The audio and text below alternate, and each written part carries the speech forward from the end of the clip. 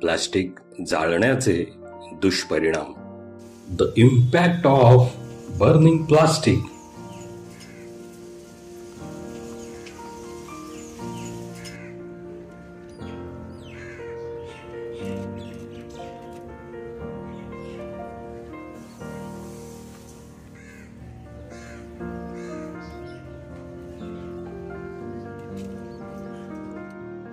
अहो ताई, थांबा थांबा, हे काय करत आहात तुम्ही? प्लास्टिक का जाळत आहात? प्लास्टिक जाळल्याने काय परिणाम होतात ते तुम्हाला माहित आहे का? माझ्याकडे एवढं प्लास्टिक आहे आणि मला याचं काय करायचं तेही माहित नाही. हे तर कोणी घेऊन पण जात नाही. मी स्वयंपाक करताना हे प्लास्टिक जाळण्यासाठी वापरते, पण मला या प्लास्टिकचं काय करायचं कळत नाही. तुम्ही बाकीचं प्लास्टिक वेगळं ठेवलेलं दिसतंय. हे ना वेगळ्या प्रकारचं प्लास्टिक आहे. आमच्याकडे भंगारवाला येतो, त्याला हे प्लास्टिक आम्ही विकतो. कधी कधी लसूणवाला येतो, तो त्या बदल्यात लसूण देतो. तर हे पहा, हे सुद्धा प्लास्टिक आहे आणि हे पण प्लास्टिकच आहे. हे प्लास्टिकचे वेगवेगळे प्रकार आहेत. काही प्रकारचं प्लास्टिक तुम्ही जाळून टाकत आहात, काही प्लास्टिक विकत आहात. तुम्हाला माहित आहे प्लास्टिक कसं तयार होतं ते? काहीतरी कारखान्यात वगैरे बनवत असेल, पण माहिती नाही कसं बनवतात. मी सांगतो ताई, प्लास्टिक खनिज तेलापासून बनवतात, मग त्याच्या वेगवेगळ्या वस्तू बनतात.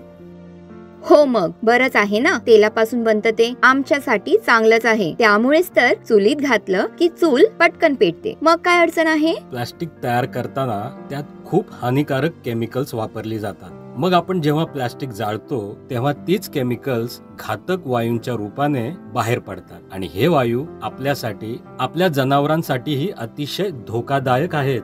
मग त्या केमिकल्समुळे काय होतं? आपण खुद्द डॉक्टरांकडून जाणून घेऊ की प्लास्टिक जाळल्याने काय होतं. प्लास्टिक जाळल्याने निघणाऱ्या काळ्या धुरामध्ये थॅलेट आणि डायऑक्सिन सारखी घातक रसायनं असतात. त्याचा आपल्या शरीरावर खूप वाईट परिणाम होतो. थॅलेटमुळे प्लास्टिक लवचिक आणि मृदू होतं, पण हे रसायन आपल्या शरीरात गेलं तर भयानक परिणाम ओढवू शकतात.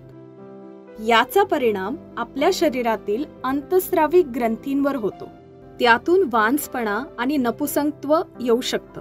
प्लास्टिकमधून बाहेर पडणारे डायऑक्सिन शेतात आणि पाण्याद्वारा आपल्या धान्यामध्ये आणि अन्नामध्ये जातं. त्यामुळे उलट्या, डोकेदुखी, अंगदुखी, त्वचेवर रॅश, ॲलर्जी, अस्थमा असे बरेच आजार होऊ शकतात. लहान मुलांपासून म्हाताऱ्या माणसांपर्यंत सर्वांवर याचा परिणाम होऊ शकतो. याचाच परिणाम म्हणून कधी कधी फुफ्फुसांचे आजार, हृदयरोगही होऊ शकतो. लिव्हर, किडनी खराब होणं हेही घडत आहे. कॅन्सरही होऊ शकतो.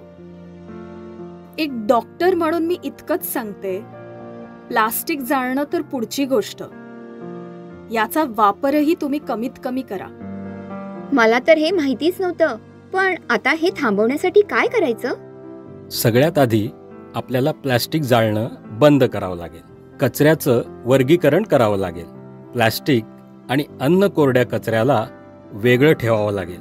मग आपण तो पुनर्चक्रीकरण म्हणजे रिसायकलिंगसाठी योग्य त्या कारखान्यांमध्ये पाठवू शकू.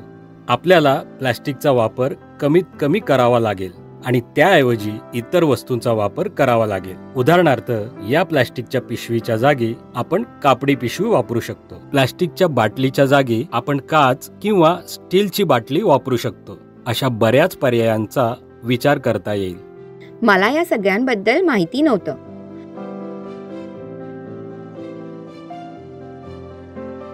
पण आता मी हे प्लास्टिक वेगळं ठेवीन आणि इतरांनाही याबद्दल सांगीन.